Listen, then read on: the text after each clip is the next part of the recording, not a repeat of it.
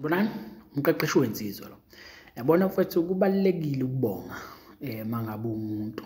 Ubonge nje. Ngisho into uyibona ukuthi incane but ubonge yabo. So uma umuntu njoba isiZulu sisho sithi kubonga okuncane, kubonga okukhulu. So umuntu mangabe kwenzele ngisho into ngathiwa incane kanjani. Ubonge leyo nto iyomjabulisa na, yabo. So ke ngisho kanjena nje ngoba khona insizwa ezibuyayo zifike zibonge ngoba ngeke ngizisize zibe ningi but abantu ababuya bezobonga baba bancane ngendlela yesimanga. So ke kuyangijabulisa makukhona abancane abakwaziyo ukubuya bezobonga, yabo. Besho ukuthi cha mfethu siyabonga kanje yabo. Nami kuyangikhuthaza lokho ukuthi ngiqhubeke kwazi ukusiza la ngasiza khona ngoba inhloso mfethu ukuthi siphane ngolwazi not ukuthi sidelelane kanjani, cha. Sisuke sisayingane mangabe senze njalo. Inhloso nje ukuthi siphane ngolwazi, sicobelelane, sisizane ukuze phela ukuhlukumezana othandweni kuzoncipha. Silu-enjoy uthando sabantu, yabo. So inhloso yamqeqeshi yileyo but abanye abantu abakuboni lokho, abakuboni nje. So ke ngoba yabona khona abantu abakwazi into ukuyibonisa phansi, isancane isale phansi bayibona cha yazi le khona la yakho lo muntu uyasiza kanje yabo. Abanye abantu bakwazi into ukuyibona ngoba isiphezulu le kwima beyibona, yabo. So abantu abafana, amathalente abantu awafani, yabo. So ke bese kuba khona laba bajaja abantu, abagxeka abantu nje, abaphilela ukugxeka abantu.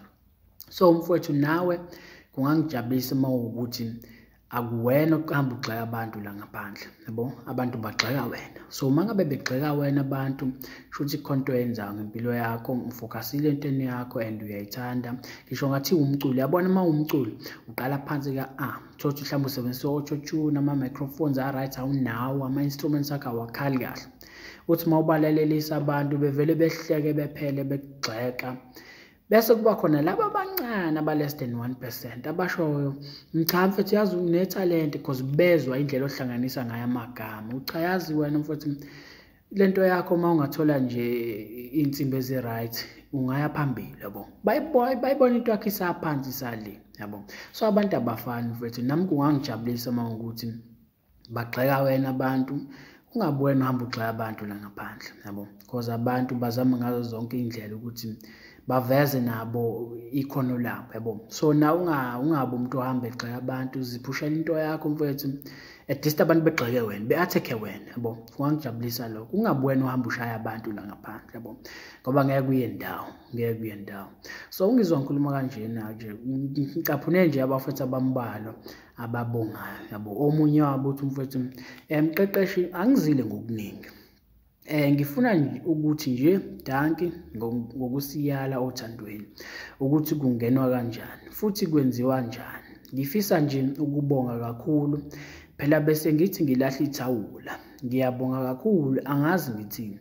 So usho njalo mfowethu and lawo mazwi angijabulise kakhulu mangabe ngiweza ngoba khona ngiyabona ukuthi futhi khona la ngisiza khona abantu bayasizakala yize bese abancane kushuthi kusamele kusetshenzwe, yabo. But at least lokho okuncane kuyangijabulisa kona, yabo.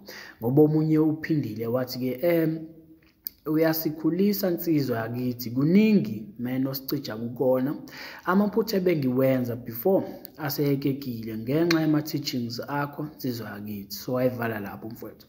So ke uyabona ukuthi ingakho ngithi kubalulekile ukuthi siphane ngolwazi ngoba khona izinto ozenzayo but uthothi uzenzisa ungazi, yabo.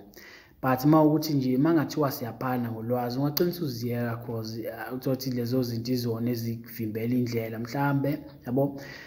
Ugcina usuwenza izinto ngendlela engafanele. Kanti mawukuthi ulwazi unalo siyaphana ngolwazi sabantu siyacebisana kuningi ongashintsha mfethu. Mina ngikholelwa kanjani kuningi ongashintsha sabantu siye ukuhlukumezana especially othandweni ngoba before kwakuhlukunyezwana kakhulu but ke manje abantu abaningi sebe-aware ngalezi zinto. Ingakho ngithi nami ake ngizame ukuthi ngisize la ngasiza khona abantu babe-aware ngalezi zinto siye ukuhlukumezana othandweni. Uthando into emnandi ya but ngenxa yokushoda kolwazi yingakho kugcina sekudaleka ubuhlungu, yabo.